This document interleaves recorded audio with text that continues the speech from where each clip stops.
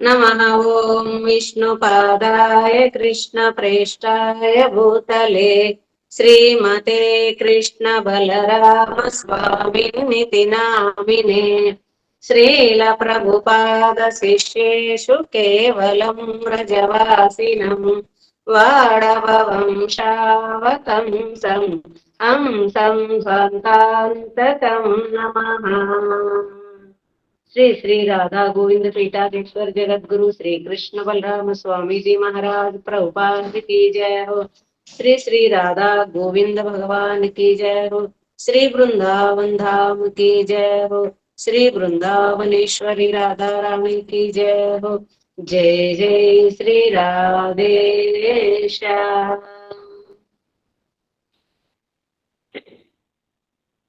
श्री गुरु चरण कमलेभ्यो नमः। ఇంతకుముందు మనం 17వ అధ్యాయం శ్రద్ధాత్రయ విభాగ యోగంలో భగవానుడు ఈ విధంగా మనకి వివరించారు. భౌతికమైనటువంటి ప్రకృతి గుణాల్లో ఏదో ఒక గుణం మనలో ప్రబలంగా ఉంటుందని, ఆ గుణాన్ని బట్టి మనకి శ్రద్ధను బట్టి భావన ఉంటుందని, ఆ భావన శ్రద్ధను బట్టి మన యొక్క కర్మలు కూడా చేస్తామని, ఇంకా అంటే ఏ గుణంలో ఉంటే ఎలాంటి కర్మలు చేస్తామని చెప్పి శ్రద్ధాత్రయ విభాగంలో వివరించారు. ఇంకా శరీర తపస్సు, వాచిక తపస్సు గురించి, అలాగే యజ్ఞము, దానము, తపస్సు, ఇతర ఆధ్యాత్మిక కార్యక్రమాలు కూడా అంటే గుణాలను బట్టి ఎలా చేస్తారు, ఎలా ఉంటే ఏ గుణంలో ఉంటే చేసేటప్పుడు ఎలా ఉంటవి అని చెప్పి వాటిని అన్నిటిని కూడా మనకు వివరించారు అనమాట. శాస్త్ర విరుద్ధంగా మరి భగవానుడి మీద విశ్వాసం లేకుండా చేసేటటువంటి పని ఈ ప్రపంచంలో గాని మరణం తర్వాత గాని వాటి ద్వారా మనం ఎట్టి ఫలితాలను కూడా పొందలేమని, నిజంగా మనకి సుఖము శాంతి కావాలంటే శాస్త్ర ఆదేశాలను పాటిస్తా ఎట్టి వాంఛ అంటే కోరిక లేకుండా కృష్ణ భగవాను సేవిస్తే తప్పక ఈ దుఃఖమయ ప్రపంచం నుండి మనము ముక్తులమయ్యి భగవాను యొక్క ధామంలో శాశ్వతంగా ఆనందంగా ఉంటామని చెప్పి మనకి 17వ అధ్యాయంలో వివరించారు. ఆ తర్వాత మనకి 18వ అధ్యాయం మోక్ష సన్యాస యోగం మొదలైంది. ఇది ఈ శ్రద్ధాత్రయ విభాగ యోగం విన్న తర్వాత అర్జునుడు ఇలా ప్రశ్నిస్తున్నారనమాట భగవానుణ్ణి. సన్యాసస్య మహాబాహో తత్వమిచ్చామి వేదితుం త్యాగస్య చ వృషీకేశ హృదకేశి నిషూదన. అర్జునుడు శ్రీకృష్ణ భగవానుని ఇక్కడ వృషీకేశునిగా సంబోధించారు. వృషీకేశ అని అంటే దీనికి అర్థం ఏంటంటే, ఓ కృష్ణ, నువ్వే నా బుద్ధికి నియామకుడివి. అంటే మన యొక్క బుద్ధి మనము అన్ని కూడా పని చేస్తున్నామంటే ఈ త్రిగుణాలలో కూడా, ఈ త్రిగుణాలన్నీ కూడా భగవానుడు యొక్క ఆధీనంలోనే ఉండయి. మనల్ని అందరినీ కూడా నియంత్రించేది ప్రకృతిని, జీవుల్ని కూడా నియంత్రించేవాడు భగవానుడేనని చెప్పి, అందుకని నా బుద్ధికి నీవే నియామకుడివి. నాలో సంశయాలన్నీ కూడా నీ సంకల్పం వల్లనే ఉత్పన్నమవుతున్నాయి అంటున్నారు అర్జునుడు ఇక్కడ. నువ్వు కేసి అనేటటువంటి రాక్షసుని సంహరించావు, అలాగే నా అసుర స్వాభావిక సంశయాలు, నా లోపల ఉన్నటువంటి అసుర స్వాభావికంగా ఉన్నటువంటి సందేహాలను కూడా తీర్చవలసిందిగా వేడుకుంటున్నాను అని. ఓ కృష్ణ, త్యాగానికి మరి సన్యాసానికి మధ్య భేదం ఏమిటి అని అడిగారు అర్జునుడు భగవానుడిని. ఇప్పుడు భగవాన్ చెప్తున్నారు. శ్రీ భగవాను వాచ కామ్యానాం కర్మణాం న్యాసం సన్యాసం కవయో విదుః సర్వకర్మ ఫలత్యాగం ప్రాహుస్త్యాగం విచక్షణాః. త్యాగానికి సన్యాసానికి తేడా ఏమిటని అడిగారు కదా, అప్పుడు భగవాన్ చెప్తున్నారు సన్యాసానికి త్యాగానికి మధ్య భేదం ఏమిటని అంటే, సన్యాసం అంటే భౌతిక ఫలితాలను ఇచ్చే కర్మల నుండి పూర్తిగా నివృత్తులవటం. భౌతిక ఫలితాలను ఇచ్చేటటువంటి కర్మల నుండి పూర్తిగా నివృత్తుడు అవటం అంటే మానివేయటము, త్యాగం. అది సన్యాసం అని. త్యాగం అంటే కర్మఫలాలపై ఆసక్తి లేకుండా తనకి నిర్దేశింపబడిన కర్మల్ని ఆచరించటమే త్యాగం అని.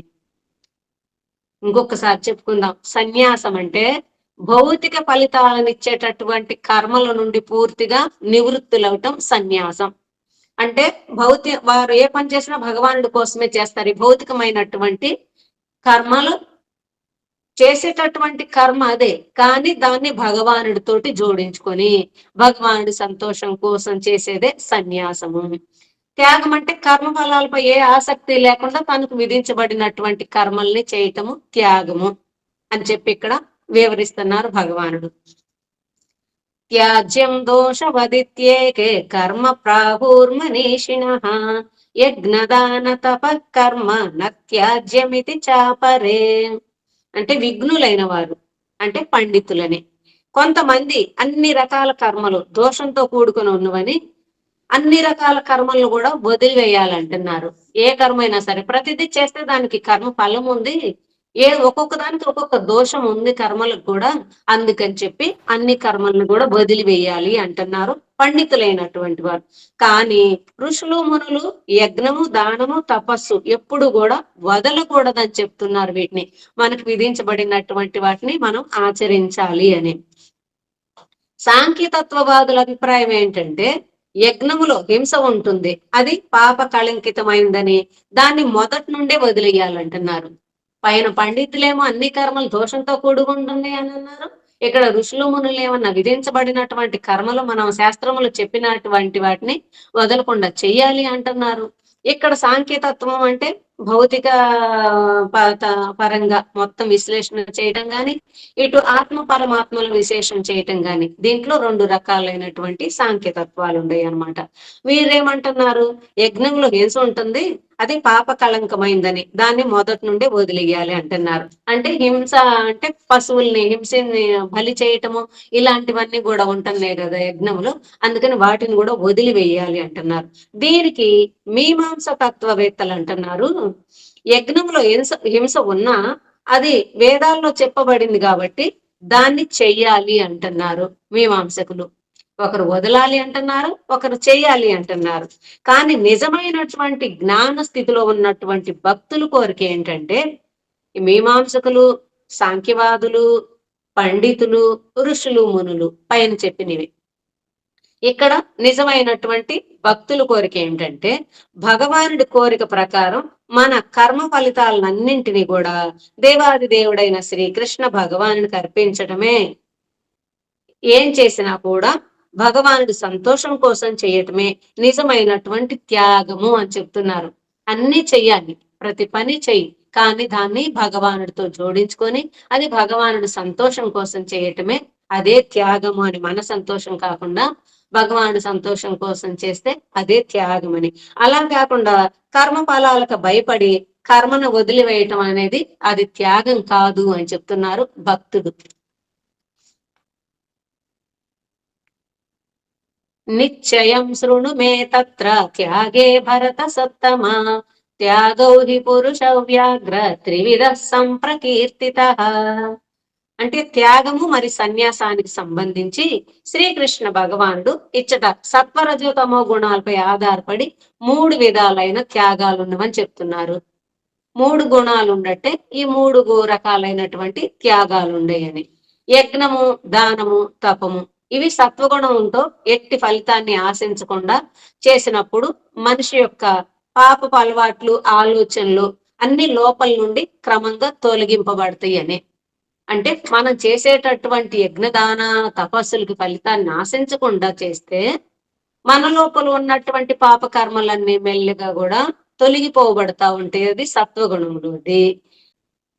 ఫలం ఆశించటము లేకపోతే భయంతోటో దుఃఖంతోటో ఆ కర్మలు వదిలివేస్తే ఆ త్యాగం రజోగుణ త్యాగం అవుతుంది. తనకు తానే నిర్ణయించుకొని భ్రమ చేత కర్మలను వదిలివేస్తే ఈ త్యాగం తామసికం అవుతుంది. ఫలాన్ని ఆశించకుండా చేస్తుంది సత్వం అవుతుంది. భయపడో లేకపోతే దుఃఖ కర్మనో హాననో ఫలితాన్ని ఆశించో ఫలితం రాలేదనో దాన్ని వదిలివేస్తే రజోగుణం అవుతుంది. అలాగే భ్రమ చేత ఇది చేస్తే ఇది చేయకపోతే ఏం లేదని చెప్పి మన ఊహాపోహలు చేసుకొని భ్రమ చేత కర్మను వదిలివేస్తే ఈ త్యాగము తామసికం అవుతుంది అని చెప్తున్నారు. ఏది చెప్పినా కూడా ఈ 18వ అధ్యాయంలో మొదటి నుంచి ఏం చెప్పుకొచ్చారో ఈ 17 అధ్యాయాల దాకా దాన్నే మళ్ళీ మొత్తం కూడా ఈ 18వ అధ్యాయంలో మనకి వివరించారు. చాలా మట్టుకి ఈ యొక్క కర్మల్ని, శ్రద్ధల్ని, ఎంత సాత్విక గుణములు చేస్తే ఎలా ఉంటున్నారు, సాత్విక గుణములు బ్రాహ్మణులు ఎలా ఉంటారు, సాత్విక గుణములు యజ్ఞదానాలు చేస్తే ఎలా ఉంటుంది. అదే ఈ 3 గుణాల నుంచి మనకి ఈ యొక్క సగం అధ్యాయం కూడా దీంతోనే వివరించుకొచ్చారు భగవానుడు. యజ్ఞం గాని, దానం గాని, తపస్సు గాని, కర్మలు గాని అయినా 3 రకాలుగా చెప్పుకొచ్చారు. ఇంకా ఇక్కడ 3 రకాల సుఖాల గురించి వివరిస్తున్నారనమాట. యత్తదగ్రే విషమివ పరిణామే మృతోపమం తత్సుఖం సాత్వికం ప్రోక్తం ఆత్మబుద్ధి ప్రసాదజం. ఫస్ట్ చేయటానికి కష్టంగా అనిపిస్తుంది, కానీ అది తర్వాత ఆ సుఖం దాని యొక్క పరిణామం చాలా మనకి సుఖాన్ని ఇచ్చిద్ది అనమాట. అది సాత్విక గుణంతో చేసేటటువంటిది. విషయేంద్రియ సంయోగ యత్తదగ్రే మృతోపమం పరిణామే విషమివ తత్సుఖం రాజసంస్కృతం. భౌతిక ఇంద్రియ సుఖము అది స్థూలమైన సూక్ష్మమైన ముందు ఆనందంగా ఉంటుంది, కానీ దాని పరిణామం చివరికి మాత్రం నిర్వేదాన్ని కష్టాన్ని కలిగించే ఆనందం అవుతుంది. అది రాజసికము. అంటే ముందు కష్టం అనిపించిన తర్వాత సుఖాన్ని ఇచ్చేది, ఆత్మ సాక్షాత్కారానికి మార్గాన్ని చూపేది, తర్వాత ఎప్పుడు కూడా మనకు కష్టపడకుండా ఉండేది, అది సాత్వికం అన్నారు. ఇక్కడ రాజసికం వచ్చేటప్పటికి ముందు చాలా సుఖంగా ఆనందంగా ఉంటది, కానీ దాని పరిణామం చాలా కష్టదాయకంగా ఉంటుందని చెప్పి అది ఈ ప్రపంచంలో మనకి సుఖాన్ని ఇవ్వలేదు, తర్వాత కూడా సుఖాన్ని ఇవ్వలేదు. ఇది రాజసికం అని. ఈ ప్రపంచంలో 2 మార్గాలు ఉన్నాయి. ఒకటి ఆధ్యాత్మిక మార్గము, రెండవది భౌతిక ఇంద్రియ సుఖ మార్గం. అంటే ఆధ్యాత్మికంగా ఇంద్రియాలను సుఖపెట్టవచ్చు, భౌతికంగా కూడా. ఈ 2 మార్గాలు. ఎవరైతే తెలియగలవారో వారు ఆధ్యాత్మిక మార్గాన్ని ఎంచుకుంటారు. ఆధ్యాత్మికం శాశ్వత ఆనందాన్ని ఇచ్చిద్ది, కానీ అల్పబుద్ధి కలిగిన వారు భౌతిక ఇంద్రియ సుఖం ఆధ్యాత్మిక సుఖం కంటే మేలని అనుకుంటారు. నిజమైనటువంటి తెలివి కలిగిన వారైతే ఆధ్యాత్మిక సుఖాన్ని తీసుకుంటారు, అది శాశ్వత ఆనందాన్ని ఇచ్చేది. అల్పబుద్ధి కలిగినటువంటి వారు ఈ యొక్క భౌతిక ఇంద్రియాల సుఖాన్ని తీసుకుంటున్నారు. అంటే ఆధ్యాత్మిక సుఖం కంటే ఇప్పుడు ఇది కనిపిస్తుంది, మేము తిన్నాం, మనకు కావలసినటువంటి తిన్నాం, తీసుకోవచ్చు, తర్వాత 6 దాకా ఏంటి 8 దాకా కూడా నిద్రపోవచ్చు, ఏదైనా సరే చేసేసుకోవచ్చు. ఇది చూడటానికి మనకి ప్రస్తుత సమయంలో చాలా మనం హ్యాపీగా బతుకుతున్నాం అనేటటువంటి ఆనందం ఉంటది అన్నమాట. ఇది తర్వాత దుఃఖదాయకమైనటువంటిది అని. ఇది అల్పబుద్ధులైనటువంటి వారు ఇలా ఆలోచిస్తారని. ఎందుకు ఇలా అనుకుంటున్నారంటే ఈ ఏదైతే కావాలనుకుంటున్నావు అది చేస్తున్నావు కాబట్టి వెంటనే మనసు సంతోషపడుతుంది, అందుకని చెప్పి ఇదే ఉత్తమం అనుకుంటున్నారు ఇక్కడ. యదగ్రే చానుబంధే చ సుఖం మోహనమాత్మనః నిద్రాలస్య ప్రమాదోత్తం తత్తామసముదావృతం.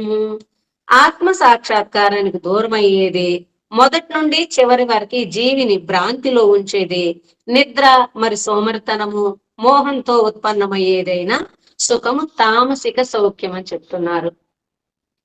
ఇది ఈ తామసికంలో ఉన్నప్పుడు మనకి అసలు ఆత్మ సాక్షాత్కారం అనే మాటకి అర్థమే తెలీదు. ఇది మొదటి జీవుడిని భ్రమలో ఉంచుతుంది. అది ఏదో ఉందో లేదో తెలీదు. నిద్రించినప్పుడు స్వప్నంలో చూసినట్టు ఈ జీవితం అంతా కూడా అలా గడిపేస్తాడనమాట భ్రమతోటి. తర్వాత సోమరితనము, మోహము ఇలాంటి వాటితోటి ఇది తామసిక సౌఖ్యం అని. నా తదస్తి పృథివ్యాం వా దివి దేవేషు వా పునః సత్వం ప్రకృతి జైర్ముక్తం యథే విశ్యాత్రిభిర్గుణైః. ఈ సృష్టిలో భౌతిక ప్రకృతి గుణాలకి లోబడింది ఏదీ లేదని, మొత్తం కూడా ఈ భౌతిక ప్రకృతి గుణాలకు లోబడే ఉందని చెప్తున్నారంటే, అంటే బ్రహ్మలోకం నుండి పాతాళ లోకం దాకా సృష్టికర్త అయినటువంటి బ్రహ్మ దగ్గర నుంచి చిన్న ప్రతి జీవి కూడా ఏదైతే కదుతుందో ఆత్మ ఉందో ఆ ప్రతి జీవి కూడా ఈ యొక్క భౌతిక ప్రకృతి గుణాలకే ఆవరింపబడే నడుస్తుందని. కృష్ణ భగవానుడు ప్రతి ఒక్కరిని హీన గుణాలైన రజోగుణ తమో గుణాలకి దారి తీసే కర్మల నుండి విముక్తులొకటకు మార్గదర్శకత్వం వహిస్తూ ప్రకృతి యొక్క గుణాలనే మళ్ళీ మళ్ళీ వివరిస్తున్నారు ఎందుకు చెప్తున్నారు? 17లో చెప్పారు కదా! మళ్ళీ ఎందుకు మరీ చెప్తున్నారంటే ఈ గుణాల గురించి. ఈ 2 గుణాలను తెలుసుకుంటే ఎవరైనా సరే భయంతోటి గాని, శ్రద్ధతోటి గాని, లేతే ఈ భౌతిక ప్రకృతి నుండి బయటపడాలనే ఉద్దేశంతో గాని, ఏ విధంగానైనా ఈ రెండిటిని వదిలిపెట్టి ఉత్తమమైన దాంట్లోకి వెళతారు అని భగవానుడు మళ్ళీ వివరంగా చెప్తున్నారనమాట. మోక్షాన్ని కోరుకునేవారు సత్వగుణములో ఉండే అంశాలను మాత్రమే స్వీకరించాలి.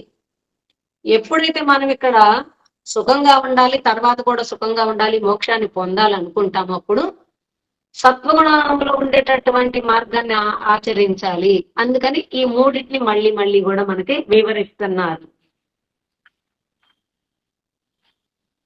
బ్రాహ్మణ క్షత్రియ విషాం శూద్రాణాం చ పరంతప కర్మాణి ప్రవిభక్తాని స్వభావ ప్రభవైర్గుణైః. శత్రునాశకుడైన ఓ అర్జున, బ్రాహ్మణులు, క్షత్రియులు, వైశ్యులు మరి శూద్రులు వారి పూర్వజన్మ కర్మ ద్వారా వారికి ఒక స్వభావం ఏర్పడుతుంది. ఈ 4 వర్ణాల్లో మన యొక్క పూర్వజన్మ కర్మను అనుసరించే మన యొక్క స్వభావం వస్తుంది. దాన్ని బట్టే వారికి పనులు విభజించబడినాయి ఈ 4 వర్ణాల్లో. ఇప్పుడు మనకి చూస్తుంటే ఈ సమయంలో రాజకీయ వ్యవహారాల్లో జాతివాదం, ఫలానా మా కులం మాది గొప్ప అని చెప్పి ఇలాంటివి ఎక్కువగా కనిపిస్తున్నాయి. కానీ వేదాల్లో జాతివాదం ఎక్కడ కూడా రాయలేదంటున్నారు. ఇది ఫలానా జాతి అని చెప్పి మన యొక్క స్వభావము, కర్మ, గుణకర్మలు ఎలా ఉండయో దాన్ని బట్టే బ్రాహ్మణ, క్షత్రియ అని చెప్పి విభజన చేశారు భగవానుడు. పూర్వజన్మ నుండి వచ్చిన సహజ స్వభావంలో ఉండి మానవ సమాజంలో ఉత్తమ లేక అల్పమైన స్థితిని పొందుతామని. ఉత్తమ అంటే బ్రాహ్మణ జీవితం జన్మలాగా మంచి స్వభావం ఉండొచ్చు సత్వగుణంతో, లేదంటే శూద్రుల గుణం లాగా ఉండొచ్చు. ఈ గుణాలన్నీ కూడా పూర్వజన్మను అనుసరించే వస్తున్నాయి అని చెప్పి. ఇంకా వేదాలు ఏం చెప్తున్నాయి అంటే ఈ 4 వర్ణాలు బ్రాహ్మణ, క్షత్రియ, వైశ్య మరి శూద్రులు దేవాది దేవునికి 4 విధాలైన శరీర అవయవాలు. అంటే ఈ 4 వర్ణాలు భగవానుడి యొక్క శరీరం అంగాలని చెప్తున్నారు. శుద్ధమైనటువంటి బ్రాహ్మణులు భగవానుడికి ముఖంతో చెప్పారు. అట్లానే క్షత్రియులు అతని భుజాలుగా, వైశ్యులు భగవానుడికి తొడలుగా, మరి శూద్రులు భగవానుడి యొక్క పాదాలుగా ప్రాతినిధ్యం వహిస్తారు అని చెప్పి. ముఖ్యంగా శుద్ధమైనటువంటి బ్రాహ్మణులు ముఖం అంటే ఇక్కడ మనం సంస్కృతంలో కానీ హిందీలో కానీ తీసుకుంటే ఇదంతా కాకుండా నోరు అని చెప్పి అర్థం అనమాట. వారు శుద్ధమైన ఇంతకు ముందులో కూడా చెప్పారు మనకి 17వ అధ్యాయంలో శుద్ధ బ్రాహ్మణులు ద్వారా నేను తీసుకుంటాను అంటే హిరణ్య గర్భం భగవానుడు లోపల ప్రతి వారికి జఠరాగ్నిలో ఉన్నారని చెప్పి, అది మన అందరికి కూడా జఠరాగ్ని రూపంలో ఉన్నారు. శుద్ధ బ్రాహ్మణులకి ఒక హిరణ్య గర్భై ఉన్నారు అని చెప్పి వారి ద్వారా నేను తీసుకుంటాను అని చెప్పి అని బ్రాహ్మణుల్ని వారి యొక్క నోరుతో చెప్తున్నారు. వైశ్యులేమో క్షత్రియులేమో భుజాలని చెప్పి, వైశ్యులు తోడలని చెప్పి, శూద్రులు పాదాలని. ఈ 4 కూడా అవసరమే. ఏది లేకపోయినా కూడా ఎలా జీవిస్తాం? అరే శూద్రులు అవసరం లేదంటే కాళ్ళు లేకుండా ఎలా అంటే ఈ యొక్క శరీరంలో ప్రతిదీ ఎలా అవసరమో అలాగే ఈ సమాజంలో 4 వర్ణాల వారు కూడా అలానే ముఖ్యమైనటువంటి వారేనని. శమో దమస్తపశ్చౌచం క్షాంతిరార్జవమేవ చ జ్ఞానం విజ్ఞానమాస్తిక్యం బ్రహ్మ కర్మ స్వభావజం. సత్వగుణములో ఉన్న బ్రాహ్మణులు చాలా ప్రశాంతంగా ఉంటారు. బాహ్యంగా అంతర్గతంగా శుచిగా ఉంటారు. శాస్త్రాధారితమైనటువంటి తపాలు ఆచరిస్తారు. చాలా ఓర్పు కలిగి నిజాయితీతో ఉంటారు. ఆ యొక్క శాస్త్ర జ్ఞానాన్ని ఇతరులకి బోధించటం వారి స్వభావం అవుతుంది. శౌర్యం తేజో ధృతిర్దాక్ష్యం యుద్ధే చాప్య పలాయనం దానమీశ్వర భావశ్చ క్షాత్రం కర్మ స్వభావజం. రజోగుణం ప్రబలంగా ఉన్న క్షత్రియులు నిర్భయులుగా, శక్తివంతులుగా, శరీర హాని తెలిసినా కూడా భయపడక ధైర్యవంతులై దృఢ సంకల్పంతో ఉంటారు. మృత్యువు పొంచి ఉన్నదని తెలిసినా కూడా వారు రణరంగం నుండి వెనుతిరగరు. అర్హులైన వారికి దానం చేయటంలో వెనకాడరు. వారి కుటుంబ సభ్యుల్లాగా ప్రజల బాధ్యతలని స్వీకరిస్తారు. ఇది క్షత్రియుల యొక్క స్వభావము. కృషి గోరక్ష్య వాణిజ్యం వైశ్య కర్మ స్వభావజం పరిచర్యాత్మకం కర్మ శూద్రస్యాపి స్వభావజం. రజోగుణము మరి తమోగుణము కలిసి ఉన్నవారు వైశ్యులు. వీరు భూమిని దున్ని పంటను పండించటము, గో సంరక్షణ చేయటము, ఇంకా వాణిజ్య వ్యాపారాలతోటి ధనం సంపాదన చేయటము. ఈ ధనం సంపాదన చేసేటప్పుడు మరి లోబులై కూడా ఉంటారు. వారు ఎవరిని కూడా త్వరగా నమ్మరు, ప్రతి వారిని కూడా విశ్వసించరు. ఇది రజోగుణము తమోగుణం కలిగి ఉండే మనుషులు చేసేటటువంటి పనులు వీరిని వైశ్యులు అని చెప్పి. ఇక తమోగుణం ప్రబలంగా ఉన్నవారు శూద్రులని. వారు పై 3 సామాజిక వర్గాల వారికి సేవ చేసే స్వభావం కలిగి ఉంటారు. వారి యొక్క ఆలోచనలు కూడా అజ్ఞానంతో కూడుకొని ఉంటాయి. ఈ తమో గుణములో ఉన్నటువంటి వారివి. ఎవరైతే అజ్ఞానంలో మునిగిపోయి ఉండి ఆలోచనలు మరి నిర్ణయాలు తీసుకుంటారో వారు శూద్రులని శాస్త్రం చెప్తుంది. 4 సామాజిక వర్ణాల సహజ స్వభావాలు, లక్షణాలు మరి కర్మలను గూర్చి వివరించారు ఇక్కడ భగవానుడు. సిద్ధిం ప్రాప్తో యదా బ్రహ్మ తదాప్నోతి నిబోధమే సమాసేనైవ కౌంతేయ నిష్టా జ్ఞానస్య యా పరా. ఓ కుంతీపుత్ర, ఇప్పుడు నేను కర్మ పరిపూర్ణత్వంతో ఆ పరబ్రహ్మను పొందినటువంటి వ్యక్తి గుణాలని మరి జ్ఞానం యొక్క అంతిమ స్థితిని క్లుప్తంగా వివరిస్తాను వీరు అంటున్నారు. అంటే కర్మ పరిపూర్ణత్వంతో మనము చేసేటటువంటి కర్మ పరిపూర్ణంగా చేస్తూ ఆ పరబ్రహ్మను పొందేటటువంటి వ్యక్తి యొక్క లక్షణాలు, గుణాలు మరి జ్ఞానం యొక్క అంతిమ స్థితి క్లుప్తంగా వివరిస్తానంటున్నారు. వాక్కును నియంత్రించటము, భౌతికమైన ఇంద్రియ భోగాల నుండి, ప్రాపంచిక సాంగత్యం నుండి మరి అసూయ నుండి విడివడి ఉండటము, ఏకాంతవాసము, శుద్ధితో కూడిన ఆహార పదార్థాలను భుజించటము అనేవి ఆత్మ సాక్షాత్కారానికి నిర్దేశింపబడినవి. వారి యొక్క గుణాలు ఎలా ఉంటాయి అంటే ఇలా ఉంటాయి అని చెప్పి. ఇంద్రియాలని నిగ్రహించటము, భౌతిక సాంగత్యం నుండి దూరంగా ఉండటము, అసూయ ద్వేషాలు లేకుండా ఉండటము, ఏకాంత వాసన చేయటము, శుద్ధితోటి కూడినటువంటి ఆహార పదార్థాలను భుజించటము, ఇలా ఇంకా మిథ్యా అహంకారం లేకుండా భగవానుని సేవిస్తే ఈ దివ్య స్థితిని చేరతారు అని. ఇలాంటి భక్తుడు భౌతిక ప్రపంచం అనే సంసార సాగరంలో ఎన్ని ఒడిదుడుకులున్నా కూడా అతడు కృష్ణ భగవానుని భక్తియుక్త సేవ అనే నావలో ప్రశాంతంగా ఉంటాడు. ప్రతి వారికి ఈ ప్రపంచంలో కష్టాలు, దుఃఖాలు, సుఖాలు రెండు కలుగుతానే ఉంటాయి. కానీ భక్తుడైనటువంటి వాడు వీటికి నింద లేదు, వారి మూలాన వచ్చినాయి వీరి మూలాన వచ్చినాయి లేదు. ప్రతి దానికి మన యొక్క కర్మే, మన కష్టాలకి సుఖాలకి మనమే కారణము అనుకుని ఎప్పుడు కూడా తను పని తను చేసుకుంటూ భక్తుడు ఆ భక్తియుక్త సేవలో ప్రశాంతంగా ఉంటాడు. బ్రహ్మభూత ప్రసన్నాత్మ న శోచతి న కాంక్షతి సమస్సర్వేషు భూతేషు మద్భక్తిం లభతే పరాం. అధికారికమైన కృష్ణ చైతన్య సాధన ద్వారా జీవి భౌతిక ప్రకృతి యొక్క త్రిగుణాల నుండి అధిగమించినప్పుడు ఆ భక్తుడు పరబ్రహ్మమును అనుభవించే స్థితికి వస్తాడంటున్నారు. అంటే ఎప్పుడైతే మనం కృష్ణ భక్తిని సాధన చేస్తామో అప్పుడు ఈ భౌతిక ప్రకృతి యొక్క త్రిగుణాలను అధిగమిస్తారు అని. అప్పుడు ఆ పరబ్రహ్మను అనుభవించే స్థితికి వస్తాడు. ఈ త్రిగుణాలను అధిగమించినప్పుడు ఆ పరబ్రహ్మని మనము తెలుసుకోగలుగుతాము, అనుభవిస్తారు అని కూడా. మరి ఆనందభరితుడు కూడా అవుతాడు. ఇది ఆత్మ సాక్షాత్కార స్థితి. ఆత్మ సాక్షాత్కారం అంటే ఏంటి చేయందో ఆత్మ సాక్షాత్కారం అనుకోవటమే గాని అదేంటో తెలియదు మనకి ఇప్పటి వరకు కూడా. ఏమిటి అంటే ఆ యొక్క పరబ్రహ్మను అనుభవించే స్థితికి రావటము, ఆ లోపల హృదయంలో పరమాత్మతో ఆనందించటము, మన ఆత్మ లోపల మనం ఆనందించటము, ఇది ఆత్మ సాక్షాత్కార స్థితి అవుతుంది అని చెప్పి. బయట ప్రపంచాన్నప్పుడు మనం చూడమేమి కూడా, బయట నుంచి ఆనందాన్ని తీసుకోము, మన లోపలే ఆనందాన్ని చెందుతా ఉంటాడు అన్నమాట. ఎవరైనా అడగొచ్చు, ఆత్మ సాక్షాత్కారం పొందినటువంటి మనిషి యొక్క స్థితి ఎలా తెలుసుకోగలుగుతావు ఈ మనిషి ఆత్మ సాక్షాత్కారం పొందారు అని చెప్పి మనం ఎలా తెలుసుకోగలుగుతామని. దీనికి సమాధానం, ఎలాగైతే సముద్రపు నీటిలో ఉప్పు ఉందని పైనుండి కంటితో చూడలేమో, అది నాలుక యొక్క రుచితో మాత్రమే తెలుసుకోగలుగుతాం. అలాగే ఆత్మ సాక్షాత్కారం పొందిన భక్తుని బయట నుండి తెలుసుకోలేము.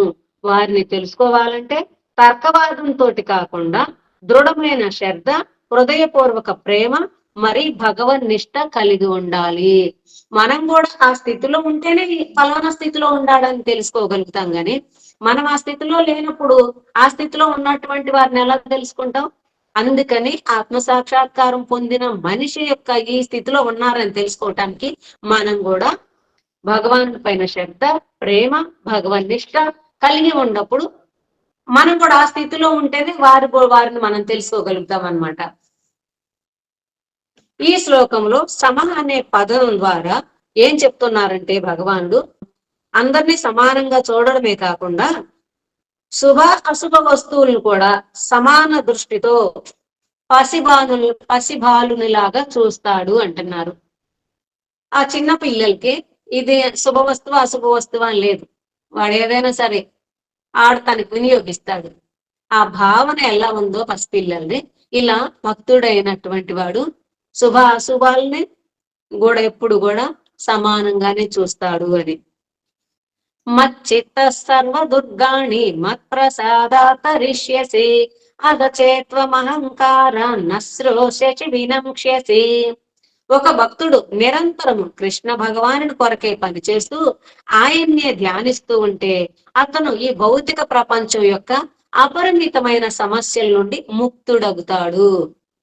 ఎప్పుడు ప్రతి సమయము భగవద్భక్తి చేస్తా ఉంటే ఆయన యొక్క నామ జపం చేయటము అంటే, ఇక్కడ ప్రతి సమయం అంటే మన పని మనం చేసుకుంటూ కూడా సమయం ప్రకారం ఆయనకి పూజ సేవ చేయటం, వీలు కుదిరినప్పుడు ఆఫీస్కి వెళ్ళినా కూడా ఒక 10 నిమిషాలు సమయం మిగిల్చుకొని జపం చేయటం, లేకపోతే ఒక బ్యాగ్ లో బుక్ తీసుకెళ్ళి అక్కడ మనకి ఏదైనా సమయం ఉంటే ఒక 10 నిమిషాల యొక్క భగవద్గీత కానీ భాగవతాన్ని కానీ చదువుకోవటం, ఇంటికి వచ్చిన తర్వాత మన యొక్క కార్యక్రమాలతో పాటు సమయం మిగిల్చుకొని భగవానుడు సేవకి, ఆయన యొక్క లీలలను స్మరణ చేయటం, ఆయన నామాలను కీర్తించటం, ఇలా భగవత్ సేవ చేస్తా ఉంటే అపరిమితమైనటువంటి సమస్యల నుండి కూడా ముక్తుడవుతాడని, అట్టి భక్తుని కోసం శ్రీకృష్ణ భగవానుడు తన ధామంలో ఒక ప్రత్యేకమైన ప్రదేశాన్ని భద్రపరిచి ఉంచుతారంట. ఎంత బాగా చెప్తున్నారో చూడండి. ఇక్కడ మనం భక్తి భజన చేస్తా ఉంటే అక్కడ మన కోసం భగవానుడు మనం కానీ వస్తా ఉంటే ఈ రూమ్ బెడ్రూమ్ చక్కగా వీళ్ళకైతే బాగుంటుంది, ఇక్కడ ఈ రూమ్ ఇవ్వాలి, ఇలా ఇవ్వాలి అని చెప్పి మనం ఎలా అనుకుంటామో అలాగే భగవానుడు కూడా తన ధామంలో ఒక ప్రత్యేకమైన ప్రదేశాన్ని భద్రపరిచి ఉంచి చివరికి అతన్ని అక్కడికి మోసుకొని పోతారంటున్నారు ఇక్కడి నుంచి. ఇలా కాకుండా ఎవరైతే మిథ్యా గర్వంతో కృష్ణ భగవానుడు లేదా ఆయన విశుద్ధ భక్తుడు నిర్దేశించిన దాన్ని అనుసరించకుండా స్వతంత్రంగా పనిచేస్తే ఇంకా సంస్కరించబడటానికి ఇంకా దుఃఖమయ ప్రపంచంలోనే ఉంటాడు. అతను శుద్ధి అయ్యేదాకా ఎవరైతే శాస్త్రాదేశాలను గురువాదేశాలను పాటించకుండా ఈ రెండింటిని కూడా స్వీకరించకుండా వారి ఇష్టం ప్రకారం చేస్తారో అటువంటి వారు శుద్ధీకరణ అవ్వటానికి ఈ దుఃఖమయ ప్రపంచంలోనే ఉంటారని, కృష్ణ భగవానుని లేదా ప్రామాణిక ఆధ్యాత్మిక గురువు గారి ఆదేశాలను అనుసరించిన వారు తనను తానే నిందించుకోవలసి వస్తుంది అని, తర్వాత మనమే బాధపడాలి అని. ఇతి తే జ్ఞానమాఖ్యాతం గుహ్యతరం మయా విమృశ్యేతదశేషేణ యదేచ్ఛసి తదా కురు. ఈ విధంగా నేను నీకు సర్వజ్ఞానమందు పరమ గోప్యమైన జ్ఞానాన్ని బోధించాను. దీనిని నువ్వు చాలా జాగ్రత్తగా ఆలోచించి ఇప్పుడు నీ ఇష్టం వచ్చినట్లు చెయ్యి అని చెప్పి అర్జునుడికి చెప్తున్నారు భగవానుడు. సర్వగుహ్యతమం భూయః శృణు మే పరమం వచః ఇష్టోసి మే దృఢమితి తతో వక్ష్యామి తే హితం. నువ్వు నాకు చాలా ఇష్ట సకుడు ఒకటి వలన నీ ప్రయోజనార్థమై అత్యంత గోప్యమైన తుది ఆదేశాన్ని నీకు మరలా వినిపిస్తాను అని చెప్పి చెప్తున్నారు ఇక్కడ భగవానుడు. ఇప్పుడు చెప్పారు ముందు శ్లోకంలో, నేను చెప్పాను ఇప్పుడు నీ ఇష్టం వచ్చింది ఏది చేస్తావో చెయ్యని, కానీ మళ్ళీ చెప్తున్నారు వెంటనే నువ్వు నాకు చాలా ఇష్టమైన వాడిగా అవటం వలన మళ్ళీ వినిపిస్తాను అని శ్రద్ధగా విను అని. శ్రీకృష్ణ భగవానుడు తన యొక్క నిజాయితీ భక్తుని ఎంతగా ప్రేమిస్తారంటే తన వ్యక్తిగత రహస్యాలు కూడా అతనికి చెప్తారు. అంటే మళ్ళీ ఎందుకు చెప్తానని అంటున్నారంటే వెంటనే భగవానుడు ఈ యొక్క తెలుసుకొని ఈ స్థితిని చేరాలి అని, భగవానుడిని చేరే స్థితికి రావాలి, ఒకవేళ అర్థం కాకపోతే మళ్ళీ చెప్పాలి అని చెప్పి భగవానుడు అర్జునుడిలాగా యోగ్యత కలిగి ఉండాలి మనం అలా రావాలి అంటే. అర్జునుడికి ఇక్కడ అర్థమైంది అయితే అప్పుడు వినేటటువంటి వాడు కూడా భవిష్యత్తులో మళ్ళీ అర్థం చేసుకుంటారు. అందుకని ఇక్కడ అర్జునుడికి నీకు అర్థం కాలేదు అయితే నేను మళ్ళీ వినిపిస్తాను అని అంటున్నారు. మన్మనాభవ మద్భక్తో మధ్యాజీ మాం నమస్కురు మామే వైశ్యసి సత్యంతే ప్రతిజానే ప్రియోసి మే. ఎల్లప్పుడు చెప్తున్నారు ఇక్కడ భగవాన్, మళ్ళీ చెప్తానని చెప్పి, ఎల్లప్పుడు నా గురించి ఆలోచించు, మరి నా భక్తుడిగా నన్ను పూజించు, నాకు వందన సమర్పణ గావించు, నేను నిజం చెప్తున్నాను, ఆ విధంగా నువ్వు తప్పకుండా నా వద్దకి వస్తావు. అంటే అర్థం ఏంటంటే ప్రతి సమయం భగవద్ ఆలోచనలో భగవత్ చింతనలో ఉంటే తప్పకుండా మనం భగవానుడి వద్దకు వెళ్తామని. నువ్వు నా ఇష్ట సగుడు ఒకటి వలన నేను నీకు దీనిని వాగ్దానం చేస్తున్నాను అని.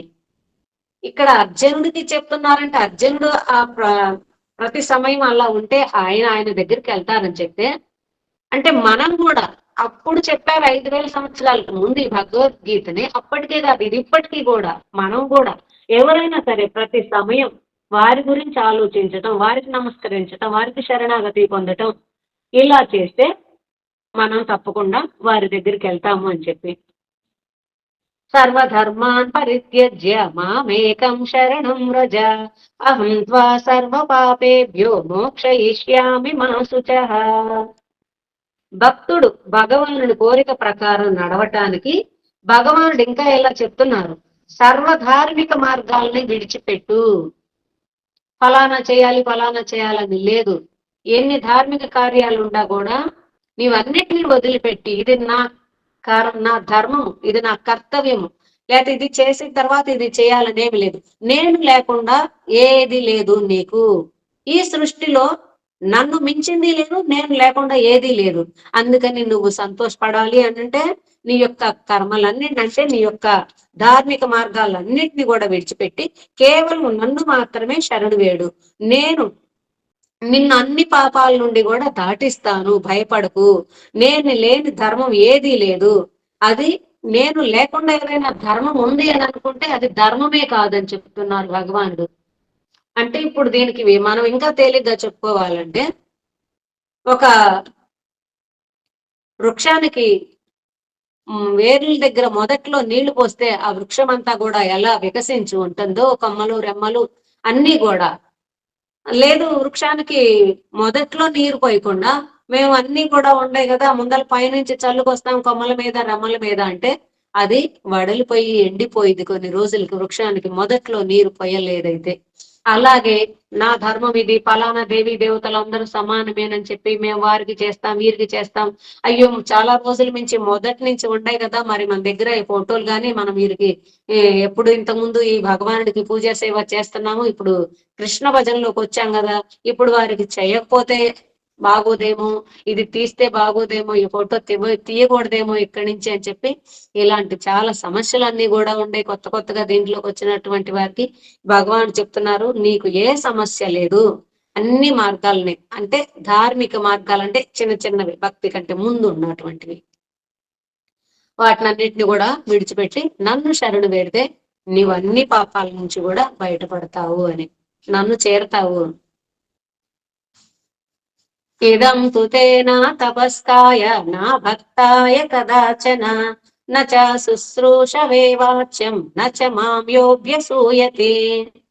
అంటే ఈ రహస్యమైన జ్ఞానాన్ని తపోనిష్ట లేని వారికి, అంటే ఇంద్రియ నిగ్రహం లేని వారికి, ధార్మికుడు కాని వారికి, భక్తియుక్త సేవలో వర్తించని వారికి, లేదా నాయందు అసూయపరుడైన వారికి ఎప్పుడు కూడా ఎట్టి సమయంలో కూడా ఈ జ్ఞానాన్ని చెప్పరాదు అంటున్నారు.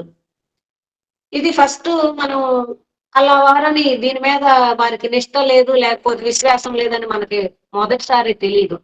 మనం భక్తుడుగా మనం చెప్పాలి కాబట్టి కొంతమందికి మనకు తెలిసినటువంటి వారికి జ్ఞానాన్ని చెప్పడానికి ప్రయత్నం చేస్తాం. ఒకసారి 2 సార్లు 4 సార్లు చెప్పాం, వాడేం వినిపించుకోవటం లేదు. అన్ని దేవతలు దేవి దేవతలు సమానమేనంటున్నాడు, మీరు ప్రతిసారి ఇదే చెప్తారని అలా తర్కవాదం చేస్తున్నప్పుడు అతన్ని వదిలిపెట్టాలి. మళ్ళీ మళ్ళీ వెళ్ళి అతనికి చెప్తే కూడా మనకు కూడా పాపమేనని చెప్పి, అలా ఇప్పుడు చెప్పిన లక్షణాలు ఉన్నటువంటి వారికి దీన్ని వినిపించొద్దు అని. ఇదం పరమం గుహ్యం మద్భక్తేష్వ విదాస్యతి భక్తిం మయి పరాం కృత్వా మామే వైశ్యత్య సంశయః. ఈ పరమ రహస్యాన్ని నా భక్తులకి ప్రచారం చేయువారు ఎవరైనా నా విశుద్ధ భక్తియుక్త సేవలో నిశ్చయంగా ఉంటారు. అంటే ఈ భగవద్గీతను గాని భాగవతం ద్వారా గాని ఏదైనా సరే భగవద్భక్తిని శ్రీకృష్ణ భగవానుని గురించి ఇతర భక్తులకి తెలియచేసి వారిని కూడా ఈ మార్గంలోకి తీసుకురావటానికి ప్రయత్నించేటటువంటి వారు ఎవరైనా సరే నా విశుద్ధ భక్తియుక్త సేవలో నిశ్చయంగా ఉంటారు. మరి చివరికి నా వద్దకే వస్తారు. అంటే భగవద్గీత యొక్క దివ్య జ్ఞానాన్ని నిర్దోషి అయిన వారికి పంచిపెట్టడం. అంటే తెలియనటువంటి వారికి, అమాయకంగా, తెలియనటువంటి వారంటే ఏమి తెలియనటువంటి వారని కాదు, అంటే భౌతిక జ్ఞానములో ఉండి ఆధ్యాత్మిక జ్ఞానం లేనటువంటి వారు, ఈ భౌతిక ప్రపంచంలో కొట్టుమిట్టాడుతూ ఉన్నటువంటి వారు, మనకేవైనా సరే కొద్దిపాటి ఆధ్యాత్మిక జ్ఞానం తెలిస్తే దాన్ని వారికి కూడా మనం బోధించాలి, పంచిపెట్టాలి. ఈ ప్రపంచంలో దీనికంటే అంటే ఈ యొక్క భగవద్ జ్ఞానాన్ని చెప్పటం దీనికంటే ఉత్తమమైనటువంటి దానం ఏదీ లేదంటున్నారు. ఏ దానం కూడా లేదు దానాలతో పోలిస్తే. ఎందుకంటే హృదయం నుండి ఇది అజ్ఞానాన్ని తొలగించి ఆత్మ కోసం మేలు చేసిద్ది. అందుకని చెప్పి మనం ఇతరులకు బోధిస్తే వారి ఆత్మ కూడా ఉద్ధరింపబడిద్ది. కాబట్టి ఎన్ని దానాల కంటే కూడా భక్తిని ఇతరులకి బోధించటము, చెప్పటము ఇది నిజమైన దానం అని చెప్పి. అంటే వారి యొక్క సహజ స్వభావం తెలియజేయటము, మరి భగవానుని వద్దకు చేరే ఆధ్యాత్మిక జ్ఞానాన్ని అందించటం. సహజ స్వభావం అంటే మన యొక్క సహజ స్వభావం భగవానుడి దగ్గర నుంచి వచ్చా మళ్ళీ అక్కడికి వెళ్ళాలి వారికి భక్తి భజన చేసి. ఈ స్వభావాన్ని ఇక్కడికి వచ్చిన తర్వాత ఈ ప్రకృతిలో త్రిగుణాల్లో పడి నాది నావారు అనేటటువంటి దాంట్లో పడిపోయి మన యొక్క స్వభావాన్ని మర్చిపోయాం అన్నమాట. మర్చిపోయి ఇక్కడ ఇదే చూసుకుంటున్నాము. అందుకని చెప్పి మళ్ళీ మనకు ఒకరు గుర్తు చేయాలి. దీన్ని గుర్తు చేసినప్పుడు మనం జాగరూకులమై దాన్ని పట్టుకున్నామా వెంటనే మనం మళ్ళీ మన స్వభావాన్ని వెలికి తీసుకొని ఆ భక్తి భజన చేసి భగవద్ధామానికి వెళ్ళొచ్చు. అలా లేదు అయితే, ఎంత చెప్పినా కూడా వినటం లేదు అయితే మళ్ళీ ఈ దుఃఖభూయిష్టమైనటువంటి ప్రపంచంలోనే ఉంటాము అని. అందుకని భగవద్ జ్ఞానాన్ని, భక్తి మార్గాన్ని ఇతరులకి చెప్పటము, బోధించటము ఇది చాలా ఉత్తమమైనటువంటిది. నచ తస్మాన్ మనుష్యేషు కచ్చిన్మే ప్రియ కృత్తమః భవితా నచ మే తస్మాత్ అన్య ప్రియతరో భువి. కృష్ణ భగవానుని సందేశాలను అమాయకులకు ప్రచారం చేసిన వారు శ్రీకృష్ణ భగవానునికి ఎంతో ప్రియమైన వారు. ఎందుకంటే వారిని నరకానికి పోకుండా నిరోధించి భగవానుని దగ్గరకు తీసుకురావటం వలన ఈ సహాయం కంటే ఎక్కువ ప్రయోజనకరమైన సహాయం ఏదీ లేదు. అందువలన ఇతని కంటే ఎక్కువ ప్రియమైన వారు ఎవరూ లేరు, ఉండబోరు అని చెప్తున్నారు. భగవానుడి భగవద్గీతలో గాని, శాస్త్రాల్లో గాని, వేదాల్లో గాని అన్నిట్లో ఏది చెప్పారో, ఏది చేస్తే మనం ఆయన దగ్గరికి వెళ్తామో అలాంటి మార్గాన్ని ఈ యొక్క జనులకు ఉపదేశించేవాడు నాకు చాలా ప్రియమైనటువంటి వాడు అని చెప్తున్నారు. ఇప్పుడు ప్రియమైనటువంటి వాడు, వాడికంటే ఇంకా నాకు ప్రియమైనటువంటి వాడు ఉండబోరు కూడా అని చెప్తున్నారు. ఎప్పుడు కూడా అంటే భగవానుడి గురించి ఇతరులకి తెలియచెప్పేటటువంటి వారు అంత ఇష్టలు అనమాట భగవానుడికి. ఎందుకు? ఇంతకు ముందే చెప్పారు, అంటే వారి ఆత్మలను కూడా ఉద్ధరింప చేస్తున్నారు కాబట్టి. అద్యేష్యతే చ ఇమం ధర్మ్యం సంవాదమావయోః జ్ఞాన యజ్ఞేన తేనాః ఇష్టస్యామితి మే మతిః. ఈ పవిత్రమైన సంవాదాన్ని అధ్యయనం చేసేవారు ఎవరైనా భగవానుని జ్ఞాన యజ్ఞం ద్వారా ఆరాధిస్తున్నారు అని చెప్పి. అంటే ఈ కృష్ణార్జునులకు జరిగినటువంటి యొక్క భగవద్గీతని అధ్యయనం చేస్తే వారు భగవానుని జ్ఞాన యజ్ఞం ద్వారా ఆరాధిస్తున్నారు అని. ఇది నా తీర్మానం. ఇలా ఎలా అంటే భగవానుడికి భగవానుడి యొక్క మాటలకి తేడా లేదు. భగవానుడు యొక్క నామము, భగవానుడు చెప్పినటువంటి మొత్తం కూడా ఒకే సమాన ఫలం. పద్మ పురాణములు ఇలా ధృవీకరించారు. నామ చింతామణి కృష్ణ చైతన్య రస విగ్రహ పూర్ణ శుద్ధో నిత్యముక్తో అభిన్నత్వ నామ నామినో. అంటే కృష్ణ భగవానుని నామము అన్ని రకాల ఉత్సాహాలనే మరి ఆధ్యాత్మిక రసాల్లో నిండి ఉంటుంది అని చెప్పి, భగవానుడి యొక్క నామము చేసేటప్పుడు ఆ యొక్క నామంలో శక్తి ఎంత ఉందంటే ఆ చేసేటటువంటి వారికి అన్ని రకాల ఉత్సాహాలను కలిగించింది, అన్ని ఆధ్యాత్మిక రసాలు ఉండే ఆ రసాలతోటి కూడా అది నిండి ఉంటది అని చెప్పి. ఆ యొక్క రసాలు ఏంటంటే శాంతరసము, దాస్యరసము, సఖ్యరసము, 4 మాధుర్య రసాలతో నిండి ఉన్న చింతామణి లాంటిది భగవానుడి యొక్క నామము. ఈ నామజపం చేసే వ్యక్తి ఎల్లప్పుడూ ఈ ప్రపంచం నుండి విముక్తుడుగా ఉంటాడు. ఎందుకంటే భగవంతుడికి మరి భగవానునికి నామానికి తేడా లేదు. భగవానుడు తన భక్తునితోనే ఉంటారంటున్నారు. ఎప్పుడైతే భక్తుడు భగవానుడి యొక్క నామం చేస్తా ఉంటారో, భజన చేస్తా ఉంటారో, ఆయన యొక్క లీలల్ని శ్రవణం చేస్తా ఉండటము, చదవటం, అధ్యయనం చేయటం, ఏదైనా సరే ఆయన యొక్క సేవలో ఉంటే అలాంటి భక్తుడితోటే భగవానుడు ప్రతి సమయము కూడా ఉంటారు అని. శ్రద్ధావాన్న సూయశ్చ శృణుయాదపి యో నరః సోపి ముక్త శుభాన్ లోకాన్ ప్రాప్నుయాత్ పుణ్య కర్మణాం. ఎవరైతే విశ్వాసముతో అసూయరహితుడై వింటారో వారు కూడా మోక్షాన్ని పొంది పుణ్యాత్ములు నివసించే శుభలోకాలని చేరతారు అంటున్నారు. విన్నా కూడా దీన్ని విశ్వాసంతో అసూయ లేకుండా అంటే ఇక్కడ భగవానుడి గురించి చెప్తుంటే ఏంటి కృష్ణ కోసం ఎక్కువ దేవీ దేవతలు అందరూ కూడా సమానమేలి మాకు అలా ఏమీ లేదు, మేము అందరికీ చేస్తామని చెప్పేటటువంటిది ఇక్కడ బాగోదని చెప్తున్నారు. ఈ యొక్క అసూయతో కూడినటువంటిది అని. ఇలాంటి అసూయ లేకుండా మన విశ్వాసంతో దీన్ని విన్నా కూడా మనం హృదయం శుద్ధమయ్యి ఆ పుణ్యాత్ములు నివసించేటటువంటి శుభలోకాలను చేరతామని. భగవానుడిపై విశ్వాసం లేకుండా రాజకీయ మనిషిగా దీనికి వ్యతిరేకంగా చెప్తున్నారు. ఎవరైతే విశ్వాసం లేకుండా భగవాను ఒక రాజకీయ మనిషిగా, గారడివానిగా, గొల్లపిల్లవానిగా, లంపటుడని, మరి దేవీ దేవతలతో సమానమని భావించేవారు ఏం చేసినా ఎంత చేసినా కూడా ఉత్తమ గతులు పొందలేరు. అలాగని పైన చెప్పిన విధంగా విశ్వాసంతో గీతను గాని నిత్యం పారాయణ చేస్తే సంపూర్ణ ఫలితాన్ని పొందుతారని. ఒకవేళ గీతను పారాయణ చేయటమే వచ్చు, దానిలో అర్థం తెలీదు, ఒక్కొక్కసారి అది అర్థం కాదు, లేకపోతే గీతను చదవటంలో చాలా సంస్కృత శ్లోకాలు కాబట్టి ఉచ్చారణ సరిలేదు, అయినా కూడా విశ్వాసంతో దాన్ని చేసినట్లయితే సత్ఫలితాలనే పొందుతారు. ఎలా ఎలా అంటే వారి నమ్మకమే వారిని ఆధ్యాత్మిక లోకం వైపు నడిపిస్తుంది. మన విశ్వాసం అది అర్థం కాకపోయినా ప్రతిరోజు చదవటం, ఇది చదివితే నువ్వు తప్పకుండా భగవద్ధామం వెళ్తారని చెప్పారు. అదే ఒక నియమం పెట్టుకున్నాం విశ్వాసంతో, అప్పుడు తప్పకుండా మనం వెళ్తామని చెప్తున్నారు. చదవలేదు, తప్పు పోతుంది ఉచ్చారణ అయితే కూడా మనం చదివినా కూడా భగవానుడి మీద నమ్మకంతో విశ్వాసంతో మనకి ఎలా నమ్మకం ఉందో మనకి అదే గతి కలిగిద్ది అని. కచ్చిదే తచ్చుతం పార్థ త్వయైకాగ్రేణ చేతస కచ్చిదజ్ఞాన సమ్మోహ ప్రణష్టస్తే ధనంజయ. ఓ కుంతి పుత్ర, నీవు దీని అంతటిని శ్రద్ధతో కూడిన మనసుతో విన్నావా?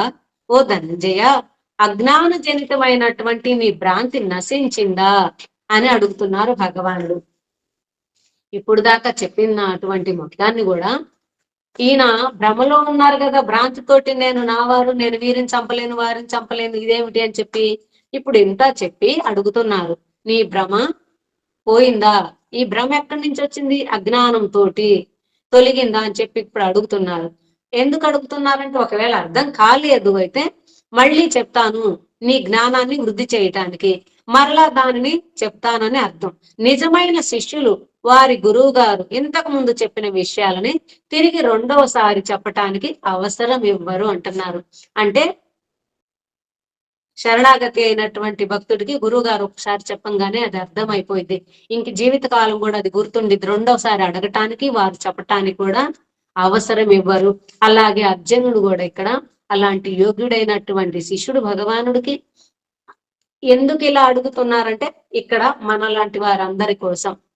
నీకు అర్థమైందా అని చెప్పి భగవానుడు అక్కడ అర్జునుడిని అడుగుతున్నారు. అర్జున ఉవాచ నష్టో మోహ స్మృతిర్లబ్ధ తత్ప్రసాదాన్మయాచ్యుత స్థితోస్మి గత సందేహ కరిష్యే వచనం తవ. శ్రీకృష్ణ భగవానుడు అర్జునుని అజ్ఞానజనితమైనటువంటి భ్రాంతి నశించిందా అని అడిగిన ప్రశ్నకే అర్జునుడి యొక్క సమాధానం, నాశరహితుడైన ఓ ప్రభు, నీ అనుగ్రహం చేత ఆందోళన నుండి, మోహం నుండి, మిథ్యాత్యాగము నుండి పూర్తిగా నేను విముక్తుడనయ్యాను. ప్రథమములో మొదలు పెట్టిన అర్జున విషాద యోగం ప్రారంభమైంది.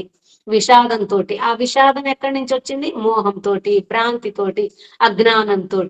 ఇప్పుడు అలా వచ్చినటువంటిదంతా కూడా మీ యొక్క కృప వలన తొలగిపోయింది. నాకు, నేను వాటి నుండి విముక్తున్నయ్యాను. ఇక మిమ్మల్ని అడగవలసినది ఏదీ లేదు. మీకంటే దయామయుడు ఎవరు కూడా లేరు. మీరే దేవాది దేవుడు అయినప్పటికీ కూడా మోహితులైనటువంటి జీవుల్ని ఉద్ధరించటానికి ఈ భూమి పైన ఆధ్యాత్మిక నియమాలని పునఃస్థాపన చేస్తున్నారు మీరు. అంటే ఇదంతా ఎందుకు బోధిస్తున్నారంటే మళ్ళీ జ్ఞానాన్ని పునఃస్థాపన చేస్తున్నారు. దీనిని అర్థం చేసుకొని గాంధీవం చేతబోని అర్జునుడు యుద్ధ రంగంలో మహావీరునిలా నిలిచి కృష్ణ భగవానుడి కోరిక మేరకు యుద్ధం చేయటానికి సంసిద్ధమయ్యాడు. అడిగారు కదా భ్రాంతి తొలగిపోయిందా అని. తొలగిపోయింది. భగవానుడి యొక్క కోరిక ఏమిటి? అర్జునుడు యుద్ధం చెయ్యాలని. ఈ యొక్క మోహం తొలగిపోగానే అర్జునుడు తన గాంధీవాన్ని తీసుకొని యుద్ధానికి సంసిద్ధుడయ్యాడు. సంజయ ఉవాచ ఇత్యహం వాసుదేవస్య పార్థస్య చ మహాత్మనః సంవాదమిమమస్రౌషం అద్భుతం రోమహర్షణం. ఇప్పుడు ఇక్కడ సంజయుడు చెప్తున్నాడు అనమాట ఇదంతా. తిరిగి అర్జునుడు గాంధీవం తీసుకొని యుద్ధానికి రెడీ అయ్యాడు కదా. మోహం అంతా కూడా నష్టం అయిపోయింది. ఇప్పుడు సంజయుడు ఏం చెప్తున్నాడంటే, నేను ఆ ఇద్దరి మహాత్ములు అంటే కృష్ణ భగవానుడు మరి అతని శిష్యుడైనటువంటి అర్జునుడి యొక్క సంవాదం విన్నాను. ఈ సందేశం చాలా ఆశ్చర్యకరమైనటువంటిది, మరి అద్భుతంగా ఉంది. వారి యొక్క ఈ దివ్య సంవాదంతో నా శరీరం పులకించి వెంట్రుకలు మహదానంతో నిక్కబొడుచుకొనుచున్నవి. ఈ అద్భుత సందేశం యావత్ ప్రపంచంలో కూడా ప్రళయాంతం వరకు కూడా ప్రయోజనార్థమై ఉంటదని చెప్పి సంజయుడు స్థిరపరుస్తున్నారు ఇక్కడ దీన్ని. అర్జునుడికి భగవానుడికి మధ్య జరిగినటువంటి ఈ దివ్య సంవాదము ఈ యొక్క పూర్తి సృష్టి ప్రళయాంతం వరకు కూడా ప్రయోజనమే, ఉపయోగపడేదే. ఇది ప్రతి జీవికి, ప్రతి మానవుడికి కూడా ఇది పడిద్ది అని చెప్పి సంజయుడు చెప్తున్నాడు. ఇంకా చెప్తున్నారు, వ్యాస ప్రసాదాచ్యుతవాన్ ఏతద్గుహ్యమహం పరం యోగం యోగేశ్వరాత్ కృష్ణ సాక్షాత్ కథయత స్వయం. యోగేశ్వరుడైన శ్రీకృష్ణ భగవానుడు ప్రత్యక్షంగా మరి స్వయంగా చెప్పిన ఈ మిక్కిలి రహస్యమైన జ్ఞానాన్ని నేను వ్యక్తిగతంగా అంటే ఈ రహస్యమైనటువంటి జ్ఞానాన్ని నేను వ్యక్తిగతంగా అంటే స్వయంగా విన్నాను అని చెప్పి, అది అలా శ్రీల వ్యాసదేవుని కృప వలన అంటున్నారు. ఈ సంవాదం మనం వినాలనుకుంటే ప్రతి వారిని వినలేము, అర్థం కూడా చేసుకోలేము.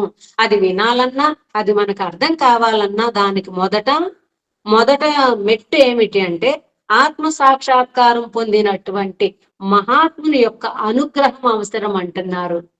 ఈ యొక్క భగవద్గీతని మనం వినాలన్నా, అది మనకు అర్థం కావాలన్నా కూడా మనకి ఆధ్యాత్మిక గురువు అవసరము. మానవుడు ముందుగా శాస్త్ర ప్రామాణికమైనటువంటి ఆధ్యాత్మిక గురువు గారిని నిజంగా శరణు వేడి ఆయన అనుగ్రహం పొందినప్పుడు భగవద్గీతను యథాతథంగా అర్థం చేసుకోగలుగుతాము.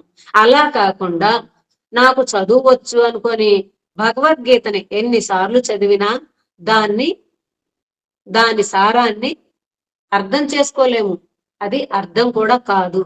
అందుకని మనం ఉత్తమమైనటువంటి ప్రయోజనాలని పొందాలి అంటే మనకి ఆధ్యాత్మిక ఆచార్యులు అవసరము అని.